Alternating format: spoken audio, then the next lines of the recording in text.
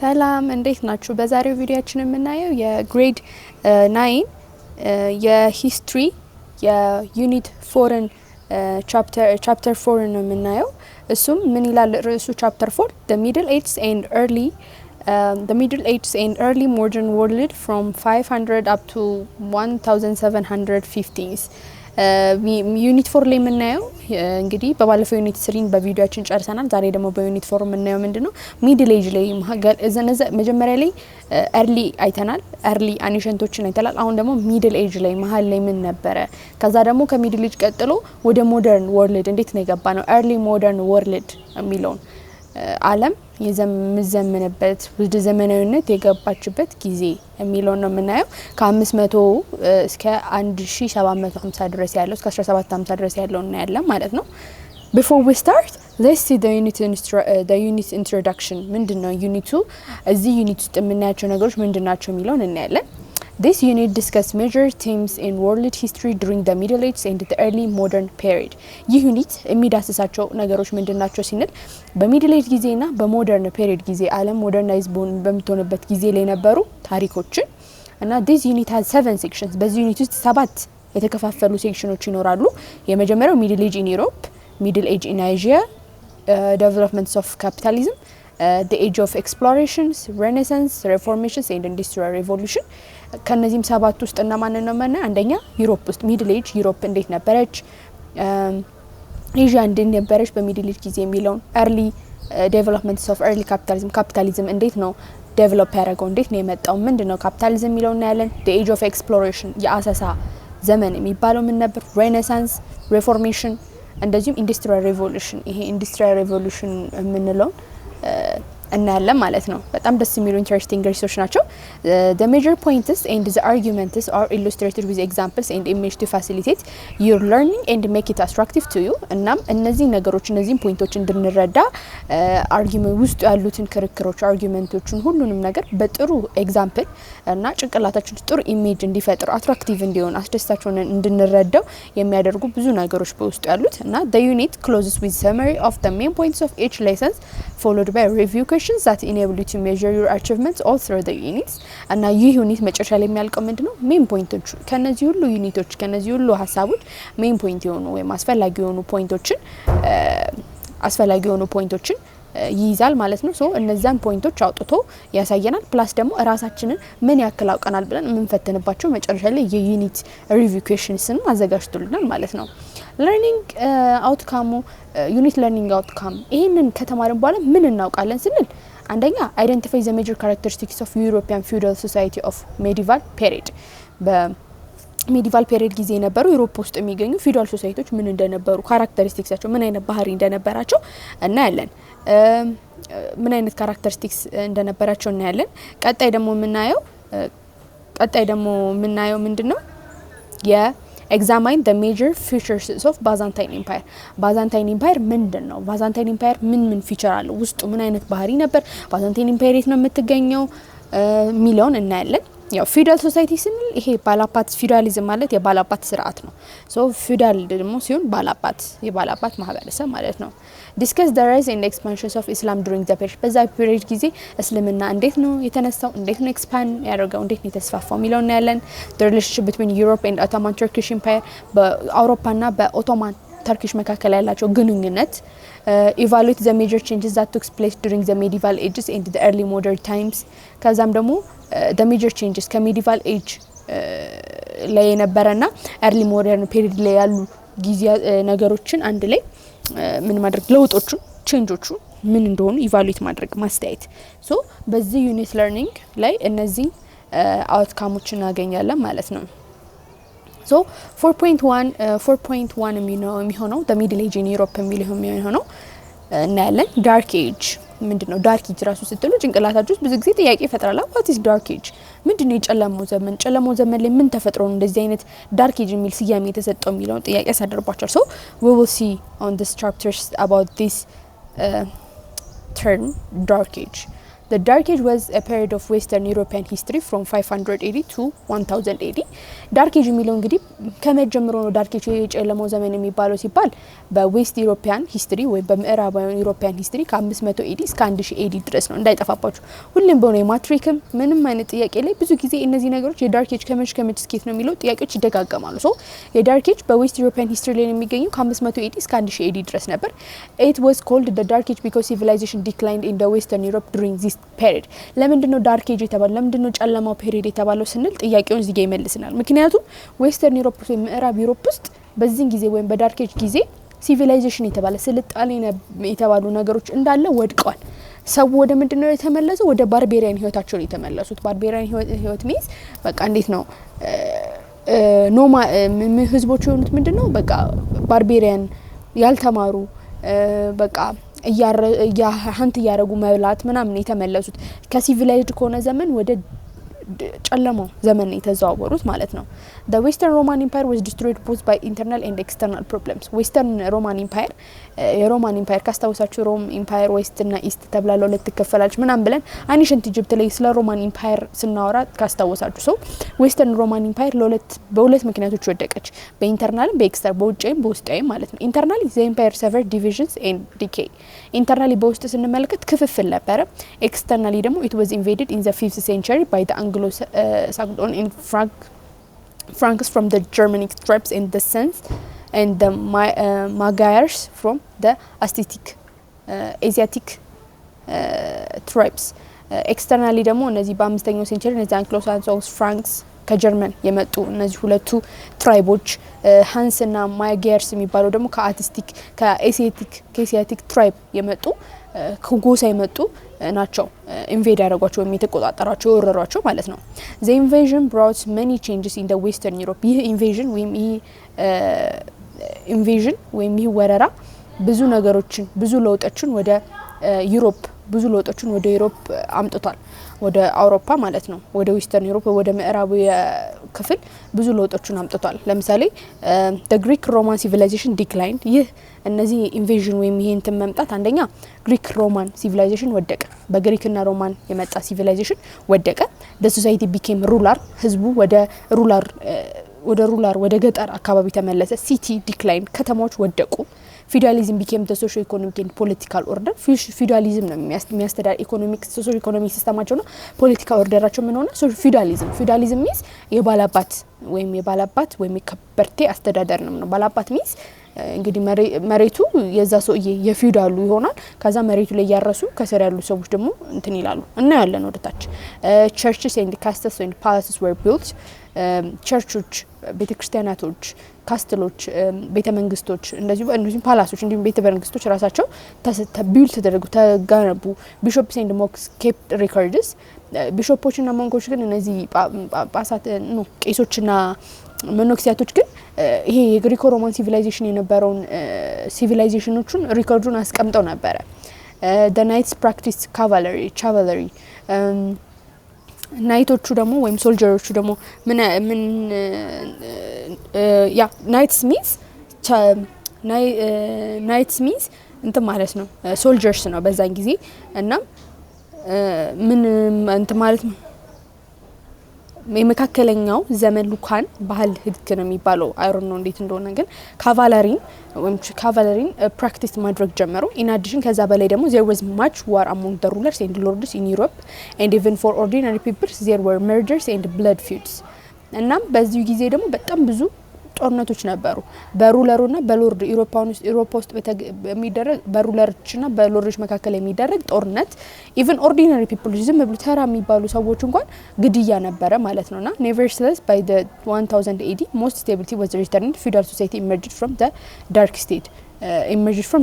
ነገር ግን በ1000 AD ላይ ስቴቢሊቲ መጣ ማለት ስቴቢሊቲ ሚንስ መረጋጋት መጣ ነው።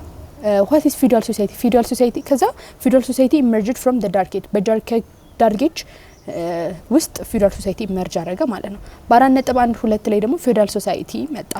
what is feudal society ስንል as western Europe fell apart the number of separate powerful lords and vassals increased. as Western Europe fell apart, Western Europe ወደቀ አላለም በኢንተርናል እና ኤክስተርናል ፋክተርስ ከወደቀ በኋላ number of separate powerful lords and vassals increased number በጣም ብዙ ቁጥር ያላቸው ፓወርፉልም ኃይል ያላቸው ወይም ስልጣን ያላቸው ሎርዶች እንደዚሁም vassals የምንላቸው ምን አረጉ ኢመርጅ አረጉ ተፈጠሩ ማለት ነው ዌስተርን ዩሮፒያን ኢምፓየር ከወደቀች በኋላ thus from 500 to 1500 a new socio political system called feudalism emerged ከ500 እስከ 1500 አዲስ ሶሺዮ ፖለቲካል ሲስተም ተፈጠረ የምን ይባላል ፊውዳሊዝም ይባላል አስተውሱ ዳርክ ኤጅ የሚያልቀው ከ500 እስከ 1000 ድረስ ነው ፊውዳሊዝም ደግሞ ከ500 እስከ 1500 ድረስ ነበር ማለት ነው the ruling class was made up of kings nobles knights or soldiers and higher clergy ruling class ምንለው ወይም የበላይ መሪ የሚባሉት ክላሶች ከላይ የሚገኙት ክላሶች ምን ይባላሉ በምን ምንድነው ውስጣቸው የሚገኘው ንጉሶች ኖብሎች የመሬት ባላባቶች ናይትስ ወታደሮችና ሃየር ክለርጂስ ነው ከፍተኛ ቦታ ላይ የሚገኙ ሃይማኖት አባቶች ናቸው the village system related to higher lords to the lower lord in feudalism village system የምንለው ምንድነው ሃየር ሎርዶችን ወይም ትልልቅ ከበርቴዎችን ከትንንሽ ከበርቴዎች ጋር የሚያገናኝ ሲስተም ነው and in this system the higher lord gave fifth to lower lord thus the lower lord became a vassal of the higher one this system ምንድነው higher lord gave fifth to the lower lord higher lord ወይም የበላይ ሎርድ የምንለው ለታች ለሚገኘው መሬት ባላባት መሬት ይሰጣል fifth ማለት መሬት ነው እዚህ ጋር ነው ያ fifth or feud is a piece of land አያችሁ የትንሽ የመሬት ክፍል ነው እናም fifth ለታችኛው lower land lord ይሰጣል then lower lord become a vassal of higher one እና lower lord በዚህ የተነሳ lower lord መሬት የተሰጠው ሰውዬ የሃየር ዋኑ የከፍተኛው ሰውየው vassal ይሆናል ማለት ነው so fifth or feud is a piece of land ነው thus feudalism was a system of holding land providing service in exchange ስለዚህ feudalism ምንድነው ስንል a system of holding land መሬትን በመያዝ ያን መሬት ላይ providing service in exchange መሬት ይሰጣል በመሬቱ ፋንታ ደግሞ ምን መስጠት ሰርቪስ ወይም አገልግሎት መስጠት ነው ጉልበታችንን ያው መስጠት ማለት ነው feudalism is እዚህ ላይ መስሉ ይታያችኋል አይደል vassals ያ ይሄው ንጉሱ ሃይራርኪ ላይ ከላይ የሚገኘው ሃይራርኪ ላይ ንጉስ ነው እንደምታዩት ነው ያውና ያ hierarchies of feudal society ነው the basic units of European feudalism were the basic units of European feudalism was manor or village manorial lord exercised political judicial military powers over peasants of his manor in the feudal Europe ዋናው በኢሮፒያን ፌዴራሊዝም ጊዜ ዋና የነበረው ነገር ምን ነበር ማኖር የሚባል ነገር ነበር ማኖር means village ማኖር ምንለው village ወይ መንደር ነው ሶ ማኖሪያል ሎርድ ይሄን village የሚያስተዳድር ሰው ማኖሪያል ሎርድ ነው ላና ይሄ ማኖሪያል ሎርድ ፖለቲካ ጁዲካል ይሄ ህግ ከህግ ጋር የተገናኘ ሚሊታሪ ከጦር ኃይል ጋር የተገናኘ ኦቨር ፔዛንትስ ኦፍ ሂዝ ማኖር ኢን ዘ ፊውዳል ዩሮፕ እና እዛው እሱ ስር የሚገኙ ፔዛንቶችን ወይም አራሾች መሬት አራሾችን ወይም ገበሬዎችን ላይ ስልጣኑን ያንቀሳቀስ ነበር ማለት ነው the masses of the feudal society was made up of peasants craftsmen and traders እና የፊውዳል ሶሳይቲ በፊውዳል ሶሳይቲ ጊዜ የነበሩ ህዝቦች የተሞላው ማን ነበር ውስጡ ፔዛንት አንድ በጣም ብዙዎቹ ገበሬዎች ክራፍትሜንስ የእጅ ጥበብ የሚሰሩ ትሬደርስ እንደዚሁም ነጋዴዎች ነበሩና they had no political and economic power እነዚህ ሰዎች ግን ምንም አይነት ፖለቲካም ሆነ የኢኮኖሚካዊ ስልጣን የላቸውም ፓወር የላቸውም ዌስት ዩሮፒያን feudal society was explorative በዌስት ዩሮፒያን feudal societyዎች ደግሞ በብዛት እነዚህ feudal society explorative ናቸው ማሰስ የሆነ አዳዲስ ነገሮችን ማግኘት ይፈልጉ ነበር during feudalism በfeudalism ጊዜ the church had authority over the ruling classes and the ordinary peoples በfeudalism ጊዜ ቸርች ቤተክርስቲያኒቷ ምን ኦርዲናሪ ፒፕሎቹ ላይ እነዚህ ተራ ህዝቦች ምንላቸው ፔዛንት ክራፍትሜንስ እና ትሬደርስ ናቸው ሩሊንግ ክላስ ምንላቸው ደግሞ ቀደም ያያናቸው ኪንግ ኖብልስ ናይትስ and higher clergy ሳላናቸው እነሱን ላይ ከነሱ በላይ ምን አላት አውቶሪቲ ወይም ስልጣን ነበራት ቸርቿ ማዘዝ ትችል ነበር ማለት ነው what ምንድነው the Roman Catholic Church so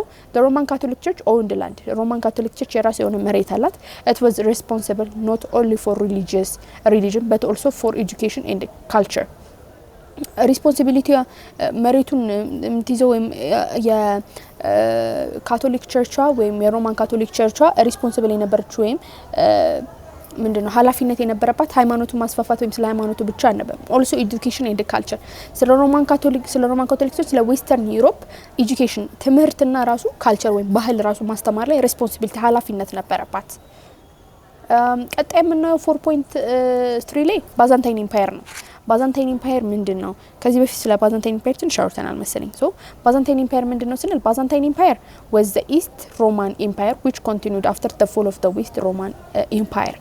ባዛንታይን ኢምፓየር የምንለው ኢስት ሮማን ኢምፓየር ነው። እንግዲህ ስናወራ ያኔ ሮማን ኢምፓየር ለሁለት ይከፈላል። ኢስት ሮማን ኢምፓየር እና ዌስት ሮማን ኢምፓየር ተብለናል። ኢስት ሮማን ኢምፓየር ለብዙ ጊዜ ቆይቷል። ነገር ግን ዌስት ሮማን ኢምፓየር ግን ወዲያው ነው ኮላፕስ ያደረገው ብለን አውርተናል። ሶ ዌስት ሮማን ኢምፓየር እንደወደቀ እናውቃለን። ስለዚህ የቀረው ምንድነው ኢስት ሮማን ኢምፓየር ነው። ሶ ዌስት ሮማን ኢምፓየር ከወደቀ በኋላ ኢስት ሮማን ኢምፓየር ሲቀጥል እንደ ባዛንታይን ኢምፓየር የሚለው ስያሜ ይዞ ነበር የቀጠለው ማለት ነው። እና the capital of Byzantine Empire was Constantinople or modern Istanbul። የባዛንታይን ኢምፓየር ወይም የኢስት ሮማን ኢምፓየር ዋና ካፒታል ሲቲያቸው የነበረችው ኮንስታንቲኖፕል ነበረች። ኮንስታንቲኖፕል አሁን ላይ ኢስታንቡል ነች፣ ቱርክ ውስጥ ነው የምትገኘው። the official language of empire the empire became Greek። ዋና የሚጠቀሙት ላንጉጃቸው የነበረው ግሪክ ነበረ።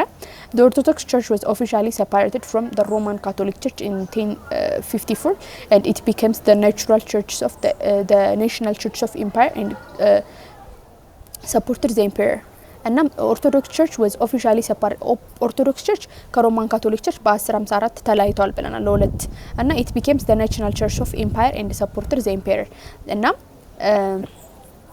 ኦርቶዶክስ ቸርቿ became the national church of empire የኢምፓየሩ ወይም የሀገሪቱ ናሽናል ወይም የሀገር አቀፍ ሃይማኖት ሆና ነበርና ኢምፐረሩን ትደግፍ ነበር። the economy basis of the empire was agriculture, trade and crafts። ኢኮኖሚክ ቤዛቸው ወይም ኢኮኖሚ ቤዛቸው ምን ነበር? ኢኮኖሚካሊ ስንል ኢምፓየራቸው አንድ ግብርና፣ ትሬድ፣ ንግድና ክራፍትስ እንደዚሁም የእጅ ስራዎች ነበሩ። ባዛንታይን አርኪቴክትስ made use of domes and beautiful colored glasses። የባዛንታይን አርኪቴክቸር ወይም ይሄ ስነ ህንጻ ጥበባቸውን ስናይ በጣም የሚያምርና የተለየ ነበር። colored glass ማለት ከለር ያላቸውን መስታወቶችን ሊጠቀሙ ነበር። the society was divided into states። ህዝቦቹ ደግሞ በስቴት ተከፋፍለው ነበር። እነሱ ምንድናቸው? አንደኛ ኤምፐረር አሉ፣ የበላይ መሪ አለ፣ ንጉሱ አለ፣ ሃየር ክለርጂስ ከዛ ሃይማኖት ከፍተኛ አባቶች ይኖራሉ፣ ኖቢሊቲስ የመሬት ከበርቴዎች who owned the land and the peasant who cultivate። ያ ኖቢሊቲ የምንላቸው የመሬት ባላባት ናቸው። ከዛ ፔዛንቶች ደግሞ እዛ ያንን መሬት ያርሳሉ ማለት ነው። እና እነዚህ ናቸው ስቴቶቹ። እና the Byzantine Empire was at the height of its territory and power under the Emperor Justinian ነው። የባዛንታይን ኢምፓየር was higher of its territory። ባዛንታይን ኢምፓየር በጣም የበላይ ሆኖ ወይም ሀያል ሆኖ የነበሩበት ጊዜ በኤምፐረር ጀስቲናን ጊዜ ነበር። ኤምፐረር ጀስቲናን በነበረበት ጊዜ ነበር። ኤምፐረሩ ጀስቲናን ሆኖ ያስተዳድራቸው በነበረበት ጊዜ ነበር ማለት ነው። The Seljuk Turks who began military occupation in the Asia Minor in 1014 AD challenged the Byzantine Empire። Seljuk Turk የምንላቸው እነዚህ ሰልጁክ ቱርኮች ኤዥያ ማይኖር ላይ ወይም ኤዥያ መሀል ምድር ላይ ኤዥያ መሀከለኛው ክፍል ላይ ሚሊታሪ ኦኩፔሽን ጀመሩ። ማለትም ይሄ ጦር ኃይላቸውን እዛ አካባቢ የማስፋፋት ጀመሩ። በዚህም ጊዜ ለባዛንታይን ኢምፓየር ችግር ሆኖባቸው ነበር። This event was followed by crusade that began in 1090s። እናም ይህ ኢቨንት ወይም ይህ እነዚህ ሚሊታሪያቸውን ያስፋፉ በመጡ ቁጥር ይህ ኢቨንት በምን ተከተለ? በክሩሴድ ወይም የመስቀል ጦርነት የምንለው አለ በ1090ዎቹ ማለት ነውና the crusade waged war of Christian Europe against Seljuk Turks to liberate Christian holy lands። ሁሉ ጊዜም ቢሆን የኢንትራንስ ጥያቄዎች ላይ የማይቀር ነገር ቢኖር ክሩሴድ ነው። ሁሌ what is the main reason for crusade ይባላል። ሁሌም ቢሆን the reason for crusade ምንድነው? ምክንያቱ ለክሩሴድ ጦርነት ምክንያት ምንድነው? አንደኛ የክርስቲያን ኢሮፓኖች ሰልጁክ ቱርክስ ላይ ጦርነት ከፈቱ። ለምንድነው የከፈቱት? ምንድነው ሪዝናቸው ስንል to liberate the Christian holy land የክርስቲያንን ቅዱስ መሬት ለመያዝ። ምንድነው ቅዱስ መሬት የሚለው ከስር እናያለን። there are 7 crusades 7 ክሩሴዶች ተደርገው ነበር። the first of which was started in 1096 የመጀመሪያው በ1096 ነበር የተጀመረውና the crusaders failed to crush Muslim powers in the Holy Lands but protect Western Europe from foreign invasion in the east። የመጀመሪያው ላይ ባደረጉት ላይ ክሩሴዱ አልተሳካም ነበር። ምክንያቱም ሙስሊም ፓወሮችን ሊያሸንፉ አልቻሉም፣ መሬቱንም ሆሊላንዱን ሊወስዱ አልቻሉም። ነገር ግን ዌስተርን ዩሮፖች ከኢስት ከመጡ ዌስተርን ዩሮፖች ሊወራቸው ከኢስት የሚመጡ ዌስተርን ዩሮፖችን ከፎሬን ኢንቬዥን ተከላክለው ነበር። The Byzantine Empire suffered a disastrous defeat at the Battle of Mazikert in 1071። የባዛንታይን ኢምፓየር በጣም ከፍተኛ የሆነ ሽንፈት ተሸንፎ ነበር። መቼ? ማዚከርት የሚባል በ1071 ባረጉት ጦርነት ላይ ማለት ነው። it lost most area minors the Asia Minor to the Seljuk Turkish rulers and later to the Ottoman Turkish በጣም ብዙ መሬት ኤዥያ ማይኖር ላይ ብዙ መሬት ለሰልጁክ ቱርኮች እንዲሰጡ ተገደዋል። እነዚህ ሰልጁክ ቱርኮች ደግሞ ኦቶማን ቱርክ ይሆናሉ መጨረሻ ላይ ማለት ነው። ከዛ ምን ነው ምንድነው the middle age in Asia middle age ኤዥያ ውስጥ ምን አይነት ነበረ ስንል አንደኛ 4.21 ላይ የምናገኛለን the rise and expansions of Islam እስልምና እንዴት ተነሳ እንዴት ኤክስፓንድ አደረገ እዚህ አካባቢ ላይ ስንል the rise of Islam in the early 7th century AD was a great event in the history of the world እንግዲህ በ7ኛው ሴንቸሪ ኤዲ ላይ በ7ኛው ሴንቸሪ ኤዲ ላይ በታሪክ እንግዲህ ክርስትና በታሪክ ላይ ክርስትና በ7ኛው ሴንቸሪ ክርስትና በጣም ይቅርታ እስልምና በ7ኛው ሴንቸሪ ኤዲ ላይ የተስፋፋበት ጊዜ ነው። Islam began in Arabian Peninsula with the life and the teachings of Prophet Muhammad in Mecca around 610 AD. እና እስልምና በአረቢያን ፔኒንሱላ ላይ ነው መጀመሪያ የተነሳው እና እስልምና ምንድነው ስንል የፕሮፌት መሐመድ ወይም የነብይ አህመድ አስተምሮት ነበረ መካ ላይ በ610 AD ላይ ነበረ ኢመርጅ ያደረገው the term Islam means submission to the wills of Allah እስልምና ማለት ኢስላም ማለት ምን ማለት ነው ለአላህ ወይም ለአምላክ መገዛት ማለት ነው Islam is a worship in Allah and those who worships Allah are called Muslim Islam worships in Allah እስላሞች የሚያመልኩት ምንድነው አላህ ነው እና አላህን የሚያመልኩ ህዝቦች ደግሞ ምን ይባላል የሚያመልክ ሰው ደግሞ ምን ይባላል ሙስሊምስ ይባላል ማለት ነው Islam was vehemently opposed by Quraysh Arabs who began to persecute Prophet Muhammad and his followers እና እስልምና መጀመሪያም ሲጀምር በቁራይሽ አረቦች በጣም ተቃውሞ ደርሶበት ነበር እናም ደርሶባቸው ነበር እናም ደግሞ የፕሮፌት መሐመድንና የፕሮፌት መሐመድ ተከታዮች ላይ ጉዳት ላይ ደርሱ ሞክረው ነበር ጀምረው ነበር ማለት ነው አዘሪዛክ በዚህ የተነሳ in 622 Prophet Muhammad and his followers moved from Mecca to Medina በዚህ የተነሳ በ622 AD ላይ የፕሮፌት መሐመድና የሱ ተከታዮች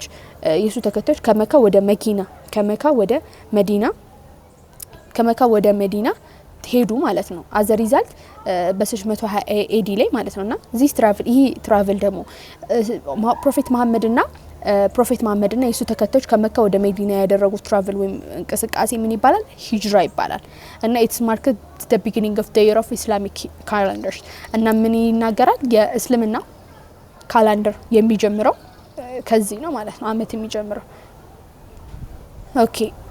And the Muslim Arabs changes the Near East and Middle East countries' political, religious and social structures.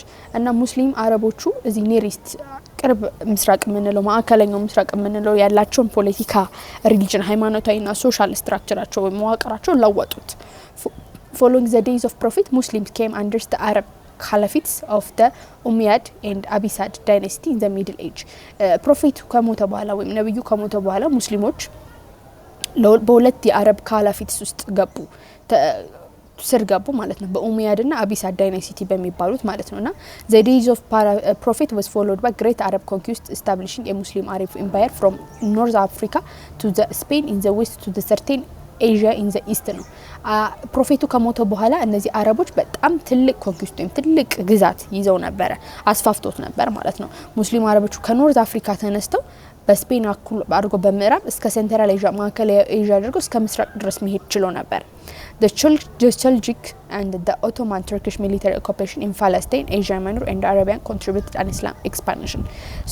Seljukoቹና ኦቶማን ቱርኮቹ እዚህ ፓለስታይን ኤዥያ ማይኖርን አረቢያን መያዛቸው ለእስልምና መስፋፋት ትልቅ ኮንትሪቢዩሽን አድርገዋል ማለት ነው they spread throughout the areas under their dominant and other parts of the world ያዙት ቦታ ላይ እንዳለ እስልምናን አስፋፍቷል ሌላ የዓለም ክፍል ሁሉ ማስፋፋት ችሏል 4.2.2 ላይ የምናገኘው ደግሞ the expansion of Ottoman Empire እንዴት ነው ኤክስፓንድ ያደረገው የሚለው ነው the Seljuk Turks began military occupation in Palestine, Asia Minor and Arabian in 1040s የሰልጁክ ቱርኮቹ ሚሊታሪ ኦኩፔሽናቸው የሚሄ ጦር ኃይል ኦኩፔሽናቸው አካባቢ መቆጣጣራቸው መቼ የቱ ጋር ጀመሩ ፓለስታይን ኤዥያ ማይኖርና አረቢያ በ1040 ጀመሩ ማለት ነውና ኦቶማን ቱርክስ replaced the Seljuk Turks in the era by the end of 13th century ከዛ እነዚህም ኦቶማን ተርኪሾቹ ሰልጁክ ቱርኮቹ በ13ኛው ሴንቸሪ መጨረሻ ላይ ተኳቸው ማለት ነው ሶ ኦቶማን ተርኪሽ named after their chief Osman or Ottoman እና ኦቶማን ተርኪሽ የሚለውን ስያሜ የሚያገኙት መሪያቸው የነበረው ኦስማን ወይም ኦትማን ይባል ነበር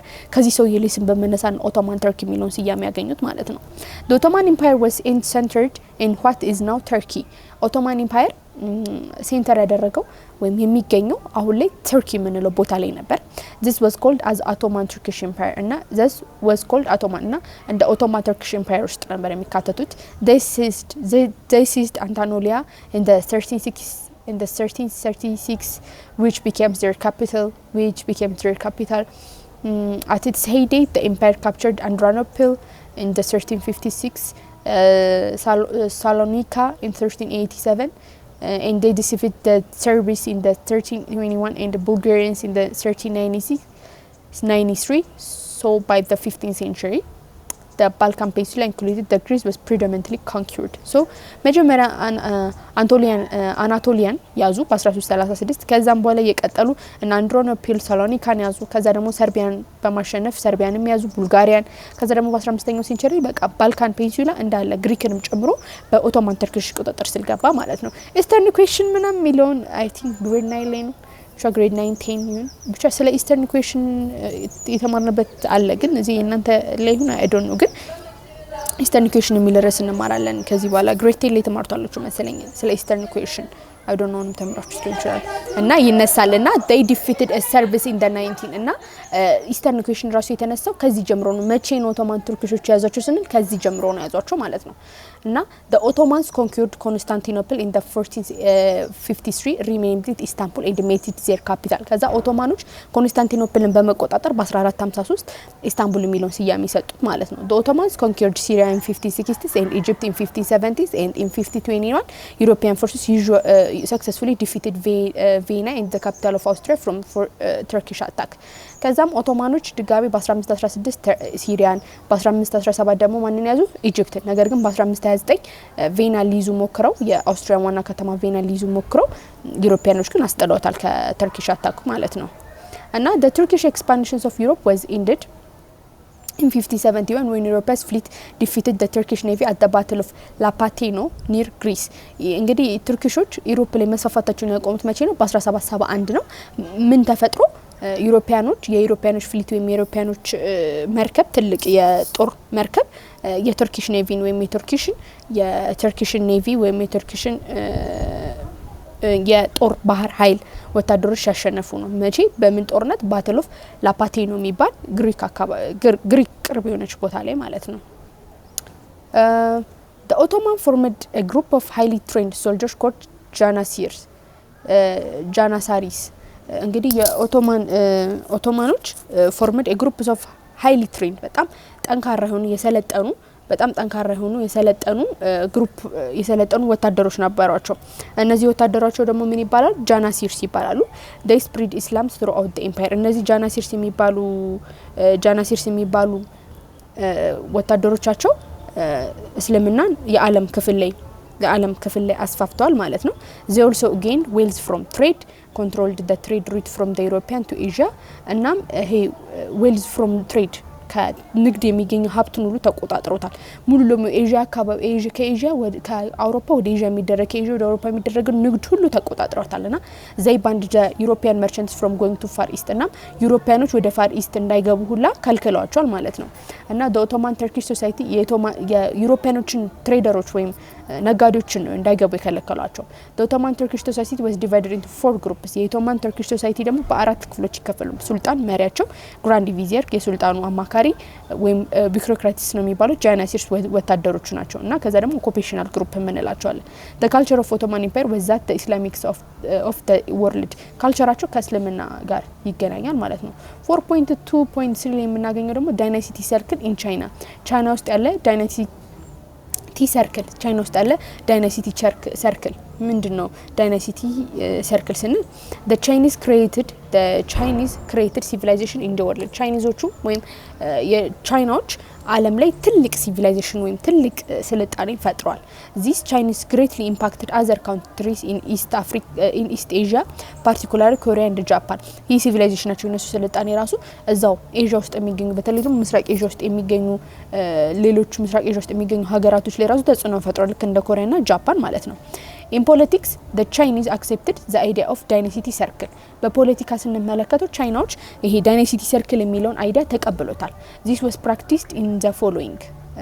ምንድነው ይሄ ዳይናስቲ ሰርክል ስንል when a new dynasty took power አዲስ ዳይናስቲ ወደ ስልጣን ወይም አዲስ ሮ መንግስት ወደ ስልጣን ሲወስድ it used to be strong ጠንካራ መሆን አለበት ruled well and has support of the people በደንብ ሊያስተዳድር ይገባል እናም ህዝቦቹም ሊደግፉት ይገባል however when it became corrupt and weak the loss of the support of the people it was lost that the mandate of heaven means it's the authority of legitimate rule China እና ነገር ግን ኮራፕት ሲሆን እንዴት ነው ሙስተኛ ከሆኑ ደካማ ሆኑ የህዝቡን ሰፖርት ወይም የህዝቡን ድጋፍ ካጡ it would lose the mandate of heaven mandate of heaven የሚባሉን ያጡታል ምንድነው mandate of heaven ስንል የቻይና መሪዎች ህጋዊ ስልጣን ወይም አውቶሪቲ ሲሰጣቸው mandate of heaven ይባላል ማለት ነው so it would be replaced by another new dynasty probably founded by rebels and the cycles would be repeated እና probably repeated by another dynasty አዲስ ዳይናስቲ እንግዲህ እነዚህ ደካማ ሲሆኑ አዲስ ዳይናስቲ ወይም አዲስ ሮ መንግስት ይመጣና በያው ይሄ አዲስ ሮ መንግስት የሚመጣው ወይ በተቃውሞ ሊሆን ይችላል or ደግሞ ብቻ በተቃውሞ ሊሆን ይችላል ስለዚህ ሌላ ሳይክል እንደዚሁ ሪፒት ይደረጋል nevertheless there was a long sessions of imperial dynasty ruling class from the king to the king dynasty which was ended about the revolutions of 1911 up to 1912 እና there was a long successions of imperial dynasty ruling China from the ምንድነው ለረጅም ጊዜ ከኪንግ ወደ ኪንግ ዳይናስቲ ድረስ ለመሄድ እንግዲህ በጣም ብዙ ጊዜ ፈጅቷል ኦልሞስት ያለቁት ራሱ ሬቮሉሽኑ ያለቀው ከ1911 እስከ 1912 ጊዜ ነበር ማለት ነው What is developments of early capitalism? Capitalism or early capitalism ምንድነው? Developments of early capitalism ምንድነው ስንል the development that distinguish capitalism from previous systems used accumulated capital to enlarge productive capacities rather than invest in economically unproductive enterprises such as pyramids and cathedrals. ይሄ ካፒታሊዝም ምንድነው ቀደምት ሲከተሏቸው ከነበሩት ሲስተሞች የሚለየው ከነ ፊውዳሊዝም ምናምን የሚለየው ስንል ካፒታሊዝም ምንድነበር የሚያደርገው accumulates capital to enlarge productive capacities ምንድነው ገንዘብ የሚሰበስበው ወይም ጉልበት የሚሰበስቡት ወይም ካፓሲቲ የሚሰበስቡት ለምንድነው ፕሮዳክቲቭ ነገር ላይ የሚጠቅም ነገር ላይ ለማምረት ነበር rather than invest economically and productive enterprise በድሮ ጊዜ ደግሞ ካፒታሊዝም በነበሩት በፊት ገንዘባቸው የሚያጠፉት ወይም ካፒታላቸውን የሚያጠፉት የነበረው unproductive enterprises ላይ ምንድነው ጠቃሚ ያልሆኑ enterprises ወይም ጠቃሚ ያልሆኑ ኢንተርፕራይዞች ወይም ንግዶች ላይ ነበር this means እንደ ፒራሚድ ካቴድራል ምናምን በመስራት ነበር እና እነዚህ ግን በተቃራኒ ፕሮዳክቲቭ ነገር ላይ most ancient cities and towns in Europe had been ruined following the collapse of the Roman Empire ብዙ ancient ቀደምት የነበሩ ጥንታዊ ከተሞችና ታውኖች አውሮፓ ውስጥ የሚገኙ የሮማን ኢምፓየር ሞደቅ ተከትሎ ሩይኑ የጠፋሉ however trade received slowly ነገር ግን trade revived slowly ነገር ግን የቆየውን ያህል ቢቆይም ቀስ ቀስ ያለ ንግድ ወደ ላይ ወጥቶ ነበር እና old Roman cities was restored old Roman cities ወይም ቀደምት ሲል የነበረው ሮማን ሲቲዎች እንደ አዲስ ሪስቶርድ ተመለሱ the towns were the centers of production and exchange እና ታውኖቹ የፕሮዳክሽን የማምረቻና የልውውጥ ኤክስቼንጅ ሴንተር ሆኑ merchants learned how to buy raw materials and how workers to manufacture and sell finished products to the best price ማርኬቶች ነጋዴዎች ደግሞ እንዴት raw materials ወይም ጥሬ ግብአት መግዛት እንዳለባቸው ወርከር ሰራተኞች ደግሞ ማኑፋክቸሪንግ ውስጥ ወይም ፋብሪካ ውስጥ እንዴት መገልገል እንዳለባቸውና የሰሩትን ማኑፋክቸሪንግ ፕሮዳክት እንዴት ወደ ገበያ አውጥቶ ቤስት በሆነ ወይም በተሻለ ዋጋ መሸጥ እንደሚችሉ መማር ጀመሩ ማለት ነው after the discovery ከአዳዲስ ግኝቶች በኋላ the new long distance international trade was important ከእነዚህ ዲስከቨሪዎች በኋላ ረጅሙ የንግድ ወይም ዓለም አቀፋዊ ንግድ በጣም አስፈላጊ ነበር and big profits could be made በዚህ የተነሳ በጣም ከፍተኛ ትርፍ ማግኘት ይቻል ነበር however trade problems were chiefly transport difficulties insecurity caused by war and robbery heavy rolls or taxes often charged in transmittance of commodities ነገር ግን ይህ ንግድ በጣም ችግር ላይ ነበር ምክንያቱም አንደኛ ትራንስፖርት ዲፊካልቲ የሚያመላልሱበት ነገር ሁለት ንግዱን በሚያደርጉበት ጊዜ የሚነሱ ጦርነቶች ሮበሪዎች እነዚህ ውንብድናዎች heavy rolls ወይም ከፍተኛ የሆነ ታክስ ምንድነው ከፍተኛ የሆነ ታክስ ይሄ ግብር እናም በቃ እነዚህ ሁሉ ነገሮች ችግር ነበሩ ማለት ነው ሶ ቀጣዩ ላይ ደግሞ የምናየው the age of exploration and discovery ይሆናል ማለት ነው።